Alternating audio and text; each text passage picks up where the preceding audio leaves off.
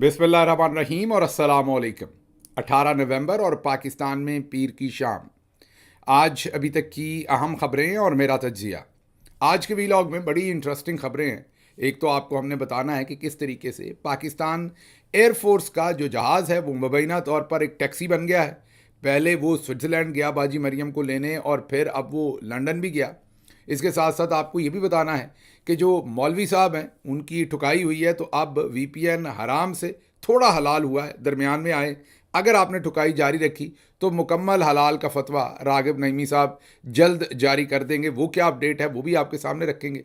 और तीसरा, पता ये चला है कि पाकिस्तान में जो मसनूई बारिशें बरसाने का सिस्टम चल रहा है और थोड़ी बहुत जो बरसी है उसमें भी हमारी खुफिया एजेंसियों का काम है। अब इसमें ऐसा कौन सा खुफिया काम था जो हमारे हसास अदारे, खुफिया एजेंसियां तो नहीं कहा गया, हसास अदारे, तो ये कितना का हसास काम था जिसमें हमारे हसास अदारे आदम के हैं, इस बारे में बताएंगे। लेकिन उससे पहले आपको अडयाला जेल लेकर चलते हैं। मीन फिक्र ना करें, आपको जेल में नहीं डालेंगे, आपको सिर्फ वहाँ से खबर देंगे जो कि आज इमरान खान साहब की मुलाकात हुई है वकला से भी ट्रायल के सिलसिले में। और उनकी बहन आज अलीमा खानम साहबा ने मीडिया से बातचीत करते हुए जो इमरान खान का पैगाम दिया है वो बड़ा इंपॉर्टेंट है 24 तारीख के लिए। 3-4 उन्होंने, मैं बातें क्विकली आपको बता दूं जो आपके लिए उन्होंने पैगाम भेजा है ताकि आप सबको पता हो कि वो जेल में बैठे हुए इस वक्त चीज़ों को कैसे देख रहे हैं और वो क्या चाहते हैं। पहली बात तो उन्होंने ये वाज़े तौर पर आज कम्युनिकेट की है कि पहले आप छोटे गुलाम थे, अब आप बड़े गुलाम बन गए। मतलब उन्होंने तफसील से एक्सप्लेन कर दिया कि इन्होंने तीन ही जो रियासत के सतून होते हैं, मीडिया होता है, जमहूरियत होती है, आपकी पार्लियामेंट है और अदालती सिस्टम है, उन्होंने कहा तीनों को ज़मीन बोस कर दिया है। मीडिया में कोई बोल नहीं सकता, उस पर मुकम्मल कंट्रोल है, आपको पता ही है, उस बात का बताने की ज़रूरत नहीं है। सोशल मीडिया जो रह गया था वहाँ वीपीएन पर फतवे और कभी कुछ और कभी कुछ, वो भी मेरा ख्याल बताने की ज़रूरत नहीं है। फायरवॉल्स और हमारी आवाज़ बंद करने की भरपूर कोशिश की जाती है। अगर आप सिर्फ मेरे वीलॉग्स के का ही डाटा देख लें तो आपको नज़र आता है कि पिछले 4-5 दिन से जो फायरवॉल या पिछले एक हफ्ते से जो बहुत ही सख्ती से अब इंस्टॉल की गई है उसने जो व्यूअरशिप है उसको बहुत ज़्यादा नीचे किया है। लेकिन इसमें भी आपको एक इंटरेस्टिंग बात बताएंगे और आपको एक मज़े की बात बताएंगे कि हमने इनका इलाज क्या ढूंढा है, वो वीलॉग के एंड पर आपको बताने की कोशिश करूंगा। बहरहाल आगे इन्होंने मीडिया को तो ज़मीन बोस कर लिया हुआ है, मीन के उसको कंट्रोल कर लिया हुआ है, वहाँ से कोई आवाज़ नहीं निकल सकती। अदालतें, मेरा ख्याल कुछ बताने की बात नहीं, इमरान खान साहब कन्वे कर चुके हैं कि जो कुछ अदालतों में इन्होंने किया, और आप सबको पता है जिस तरीके से चीफ जस्टिस भी अपनी मर्ज़ी का, अब तो हाई कोर्ट्स के जजेस की ACR भी ये लिखेंगे, तो अदालतें भी कब्ज़े में। और पार्लियामेंट तो 8 फरवरी को इन्होंने फॉर्म 45 और 47 पर कब्ज़ा करके मेंबर कौमी और प्रोविंशियल असम्बली भी ज़्यादातर अपनी मर्ज़ी के लाकर इन्होंने एक हुकूमत बना ली झूठी सच्ची। तो ये तीनों रियासत के सतून जो हैं उन पर कब्ज़ा कर लिया है, ज़मीं बोस कर दिया है। आप पहले छोटे गुलाम होते थे कि मीन पीछे से बैठ के ये कंट्रोल करते थे चौधरी निज़ामुद्दीन, अब सब कुछ ही उन्होंने अपने हाथ में ले लिया है। तो इमरान खान ने एक तो ये वाज़ेह किया है कि अगर ग़ुलामी से निकलना है तो आपको बाहर निकलना पड़ना है। फिर उन्होंने काजी फायज़ी साहब पर भी बात की कि उसने, जिसने पैसा चोरी किया और जिसने मैंडेट चोरी किया, दोनों को सपोर्ट की काजी ने, कोई कसर नहीं छोड़ी। और पाकिस्तान के अंदर जो कुछ वो करके गए हैं वो आपके सामने। अब उन्होंने ओवरसीज़ पाकिस्तानियों को मुखातिब करते कहा है कि आपसे बड़ी उम्मीदें हैं, आपको बाहर निकलना है। और उसके साथ साथ उन्होंने पाकिस्तानी कौम को कहा है कि जब तक आप नहीं निकलेंगे, मामलात नहीं बदलेंगे, ग़ुलामी हमारे मुकद्दर में रहेगी। अगर आप मामलात को बदलना चाहते हैं तो 24 तारीख को आपको हर सूरत जो है वो बाहर निकलना पड़ेगा। ये इमरान खान साहब ने बड़ा ही वाज़े पैगाम दिया है। तो ये 3-4 इंपॉर्टेंट बातें थी जो हम चाहते थे कि आपको पता भी हो वो क्या सोच रहे हैं और उन्होंने वहाँ से क्या पैगाम दिया। अब आते हैं ज़रा हम अगली खबरों की तरफ। आज और भी बहुत सारी खबरें हैं जो आपसे शेयर करनी है, लेकिन पहले ये जो 3 आपके सामने उबलती हुई खबरें हैं, इनको मैं उबलती हुई खबरें ही कहूँगा। एक तो बाजी मरियम वापस आई हैं। आपको पता है कि बाजी को बहुत शौक है ऐसे करके हाथ हिलाने का, लेकिन बाजी की ये वाली उंगली ज़रा साइड पे रहती हैं। अब ये डॉक्टर्स बता सकते हैं ये क्यों है, वो थोड़ी टेढ़ी भी हैं। वो वाली उंगली जब बाजी ऐसे हाथ हिलाती हैं तो ये हाथ ऐसे इकट्ठे नहीं होता, ये वाली छोटी वाली जो उनकी पिंकी है ना वो दूर चली जाती है उंगली। अच्छा जी, खैर मुख्तसर बात ये कि इस तरह उन्होंने हाथ नहीं हिलाया बाजी ने। आपने गौर किया होगा कि बाजी आई और लंदन से पता चला, वो लंदन में बक्से शक्से रखते हुए आपने गाड़ियों में देखा, उसके बाद कोई फुटेज सामने नहीं आई। बाजी आराम से पाकिस्तान भी पहुंच गई, किसी को पता नहीं चला। उसकी वजह ये है कि नॉर्मली तो ये फिर दुबई उतरते हैं, फिर वहाँ से भी माल पानी इकट्ठा करना होता है, वहाँ जो इनके इन्वेस्टर पहले से पाकिस्तान से उड़ के दुबई पहुँचे होते हैं। ये जो बाजी इतने, आप एक गौर करें ना कि जितने जोड़े बाजी रोज़ बदलती हैं, इतने जोड़े ख़रीदने के लिए, चलें पैसे हैं भी, इतने जोड़े ख़रीदने के लिए उनको चूज़ करने के लिए ज़ाहिर है बहुत वक्त चाहिए। अब आप कहेंगे उसके लिए बाजी ने लोग रखे होंगे। बाजी ने जो लोग रखे हुए हैं वो आपने बाजी के साथ देख ही लिए हैं। वो तो बस तरबूज शरबूज काट के दे सकते हैं बेचारे, जिस तरह की वो नीफ़ा शीफ़ा बाजी के इर्द गिर्द हैं, वो बेचारियाँ ये सब कुछ तो नहीं चूज़ करके दे सकती बाजी को। तो तालीम वहाँ पर ज़रा कम कम ही है। बल्कि हम एक और भी आपके सामने लौंडा लपाड़ा जी के ज़ुम्मे एक और मंसूर अली ख़ान साहब की बात कर रहा हूँ। लौंडा लपाड़ा इसलिए कि वो ख़ुद लौंडा लपाड़ा का वर्ड बहुत ही दिल से इस्तेमाल करते हैं, इसलिए उनके ज़ुम्मे एक और पीआर की कैंपेन लगी हुई है मरियम साहबा की। वो आपके सामने रखेंगे कि वो कैसे कर रहे हैं उनकी पीआर कैंपेन। आज के व्लॉग में ज़रा वक्त नहीं है, वो आपके सामने तफसील के साथ वो चीज़ भी रखेंगे। बहरहाल अब आते हैं कि अगर बाजी मरियम के पास पैसे भी हैं तो इतने कपड़े तो बंदा, वक्त ही नहीं है ना ख़रीदने का, उन्हें चूज़ करना है, उन्हें अपने साइज़ में देखना है, फिर वो आपके ऊपर कैसे लगते हैं, सारी चीज़ें करनी पड़ती हैं ना। तो वो तो ये होता ये कि फिर वो जो बेचारे इन्वेस्टर हैं, वो अगर बाजी लंदन से आ रही हैं तो उन्होंने उड़ के दुबई पहुँचे होना होता है, और उन्होंने फिर अपनी इस्तात के मुताबिक वहाँ से चॉइसेस करके रखी होती हैं, और फिर वो माल मुकदमा जो है वो नजराना पेश किया जाता है। यही लंदन में होता है, यही मैंने आपको एक ख़बर दी थी, फ़्रांस में भी सुनने में आया था कि ऐसे ही मामला फ़्रांस और स्विट्ज़रलैंड में हुए हैं। और अब खैर इस दफ़ा ना आपको वो दुबई में हाथ हिलाते नज़र आएंगे, ना उनकी कोई मीडिया एक्टिविटी नज़र आई है, वो सीधी पाकिस्तान में अचानक से आ गई। तो आपके जहन में सवाल होगा कि ये बाजी तो टिकटॉक का, तस्वीर का, जहाज़ का, गाड़ी का, कोई ऐसा मरहला छोड़ती नहीं है, भले बेइज्जती भी हो रही है, क्योंकि बाजी ने अपना नया कोई ना कोई जो विंटर ओवरकोट है वो भी दिखाना है। अब जितने कोट बाजी ने ले रखे हैं, हमारी जो इत्तला है वो ये है कि 23 नए कोट लिए गए हैं। हो सकता है हम गलत हों, ये सुनी सुनाई है, जाहिर है किसी ने अंदर से हमें इन्फॉर्मेशन दी है जो सामान रख रहे थे इधर उधर। तो अगर ये गलत इन्फॉर्मेशन है तो नून लीग वाले करेक्ट कर दें, हम यहाँ करेक्ट कर देंगे, ये अज़मा बुखारी साहबा या दूसरे कोई बता दे। ये पता ये चला है कि 23 नए ओवरकोट लिए गए। पाकिस्तान में तो इतनी ठंड पड़ती नहीं है, ये मतलब है ठंड लेकिन इतनी नहीं पड़ती कि मोटे मोटे ओवरकोट पहने जाएं। अब जो पाकिस्तान में दोस्त बैठे हैं उन्होंने कहना है गिल साहब इतने आगे देखो ना तो पता लगे। मैं जाहिर है वहाँ भी रहा हूँ, तो जो मैं भी यहाँ से कोई अपने ओवरकोट लेके जाता तो वो नहीं पहने जाते थे। वहाँ पर उस तरह की ठंड नहीं पड़ती कि उतने जो हैवी ओवरकोट्स जो हैं वो पहने जाए। अब बाजी ने इतने कोट ले लिए हैं तो बाजी ने तो कोई एक्टिविटी जारी मिस नहीं करनी थी जिनमें वो कोट्स पहन के जो फोटोशूट ना हो, कोई टिकटॉक ना बने। तो फिर सवाल ये है कि ये अचानक से बाजी पाकिस्तान कैसे पहुंच गई? तो जनाब उसका जवाब है पाकिस्तान एयरफोर्स।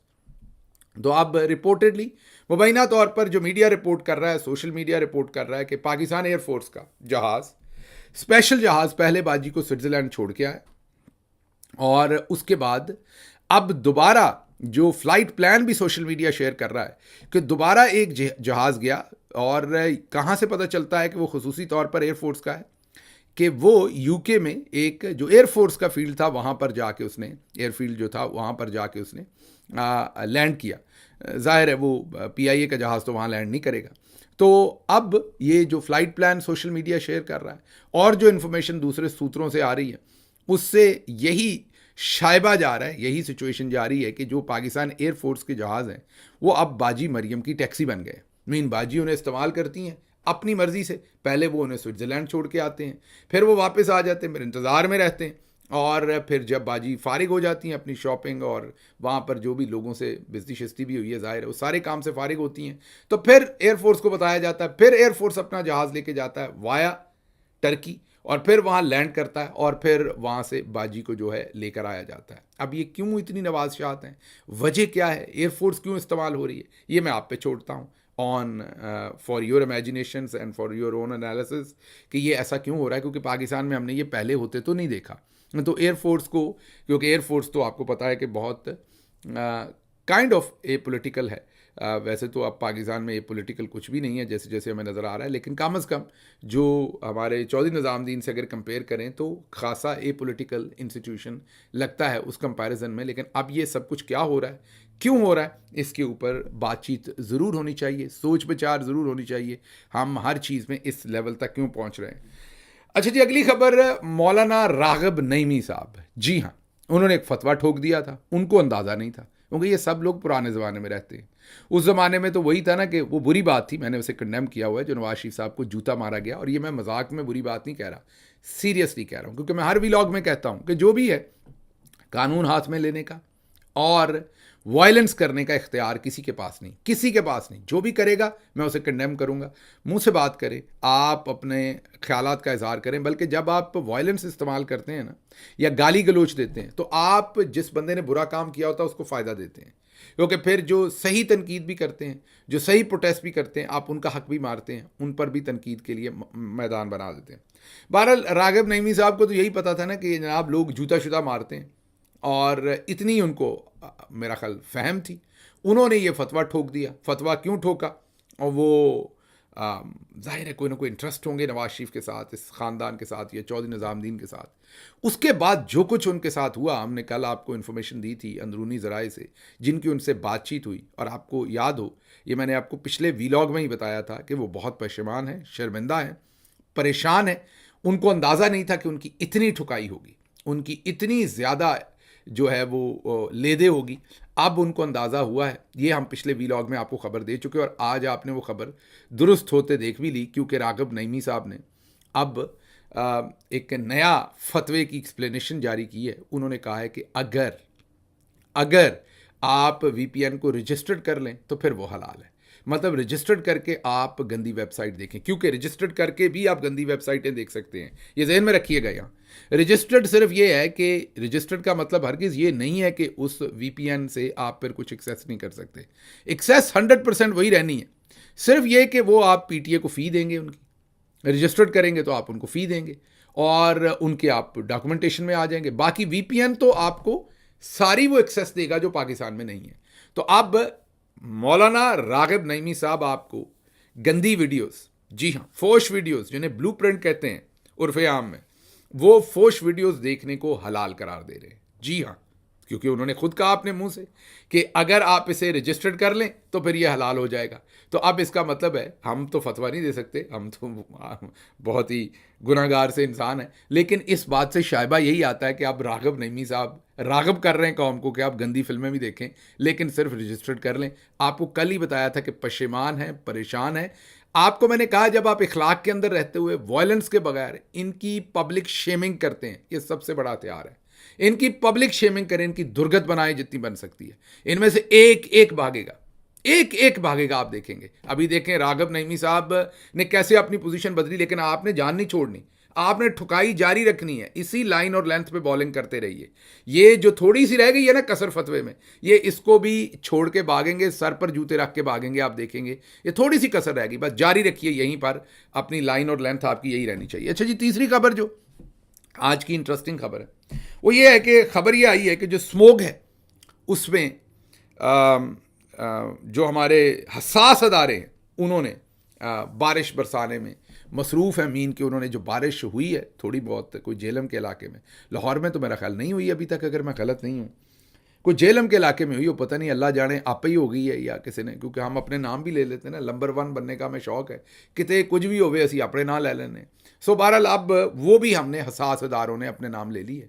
पता चला है जी कि एक हसास अदारे का इसमें काम है। अच्छा जनाब, मैं बड़ा परेशान हुआ, मैंने कहा कि अब बारिश बरसाने में भी हसास अदारे का काम है।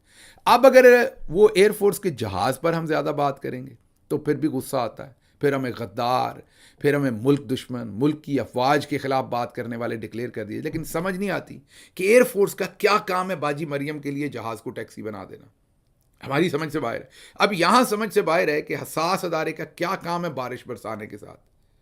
पिछले दिनों एक आपको याद होगा एक इंडेक्स जारी हुआ था जिसमें यह बताया गया था कि दुनिया के जो गैर महफूज तरीन मुल्क हैं, मतलब जहाँ सिक्योरिटी के सबसे ज़्यादा खदशात हैं या ख़तरात हैं, खदशात नहीं बल्कि ख़तरात हैं, उनमें पाकिस्तान नीचे से तीसरे नंबर पर आया है। जी हाँ, मेरा ख्याल पाकिस्तान से आगे माली था और उसके आगे नाइजीरिया था। ये 2 मुल्क हैं, अगर इनको भी हमने हरा दिया, जिससे मत हम लगे हुए हैं और हरा देंगे, तो आप जहन में रखिए कि फिर पाकिस्तान दुनिया में पहले नंबर पर गैर महफूज तरीन मुल्क डिक्लेयर हो जाएगा। हम नहीं कर रहे, इंटरनेशनल एजेंसीज़ ने जो लिस्ट जारी की थी वो हमने आपके सामने रखी थी, याद कीजिए। अब अगर हसास अदारों का काम है तो वो भाई वहाँ है ना, वहाँ महफूज करें, वहाँ अपनी रैंकिंग बेहतर करें। अभी बलूचिस्तान में हमारे एफसी के जवान शहीद हुए, हमारा काम वहाँ है।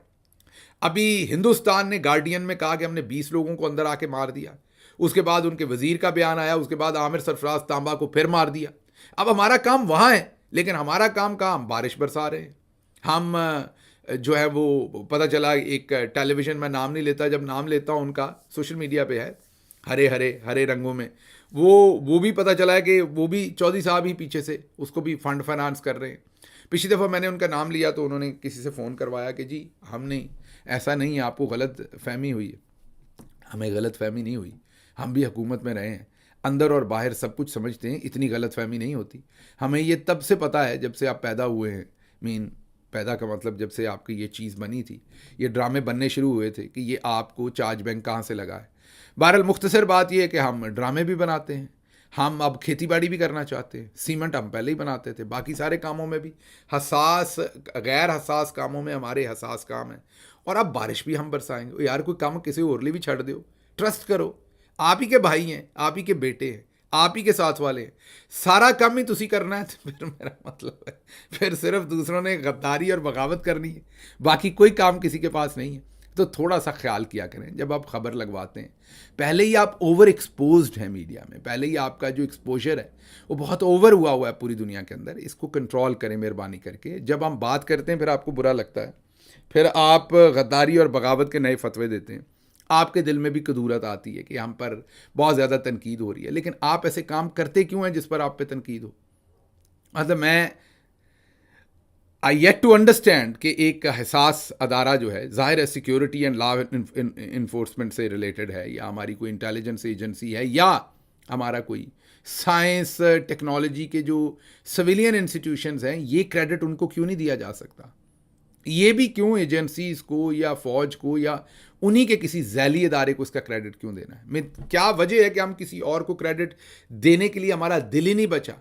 बाजी मरियम को लाना है तो वो भी हसास ही हो गया मामला, कि स्विट्ज़रलैंड छोड़ना है और लाना है तो वो भी हसास ही है काम। बारिश पैनी है तो वो भी हसास है। पाक पतन के उधर किसान जो है वो कह रहे हैं कि हमारी ज़मीन, उससे पहले मुजफ्फरगढ़ में कि ये ज़रखेज़ ज़मीन है, ये हमसे छीनी जा रही, वो भी हसास ही काम है। तो जनाब थोड़ा सा कभी कभी गैर हसास काम भी कर लिए, ये आम पब्लिक के लिए भी छोड़ दें कुछ। तो मतलब कोई एक दो चीज़ें, चार चीज़ें, थोड़ा सा ट्रस्ट के, यार बाकी पाकिस्तानी भी हैं मुल्क के अंदर, वो भी कुछ कर सकते हैं, थोड़ा सा उनके लिए भी। मीडिया में भी आपके ही एक दोस्त जो है वो लोगों को लिख के भेज देते हैं आज ये कवर करना है, ये वाली होनी चाहिए। मेरा ख्याल मुश्ताक साहब हैं, शहजाद अकबर साहब बार बार उनका नाम बताते हैं, ब्रिगेडियर मुश्ताक का आई गेस। तो वो रोज़ भेजते हैं कि जी ये करना है, ये नहीं करना। ये शहजाद अकबर साहब अक्सर ये स्टोरी ब्रेक करते हैं। तो हम समझने से बहरहाल का असर है कि आज ये सारा जो बारिश का सारा सीन था लाहौर में, पड़नी है कि नहीं, स्मोक रुकनी है कि नहीं, इसमें जो है हसास इदारों का, ये मामलात का क्या लेना देना था। बहरहाल और भी इंटरेस्टिंग ख़बरें थीं, और वो ख़बरें कुछ तो एक अज़मा बुखारी साहबा ने मरियम नवाज़ के ख़िलाफ़ मेरा ख्याल को बगावत कर डाली है, या उनके ख़िलाफ़ बयान दिया, लग नहीं रहा ख़िलाफ़ लेकिन है ख़िलाफ़। वो आपको बताना था, वक्त ख़त्म हो गया, सुबह के व्लॉग में आपको बताएंगे। मुझे फ़िलहाल यहाँ से इजाज़त दीजिए। अल्लाह आपका हामी और नासिर हो। पाकिस्तान जिंदाबाद।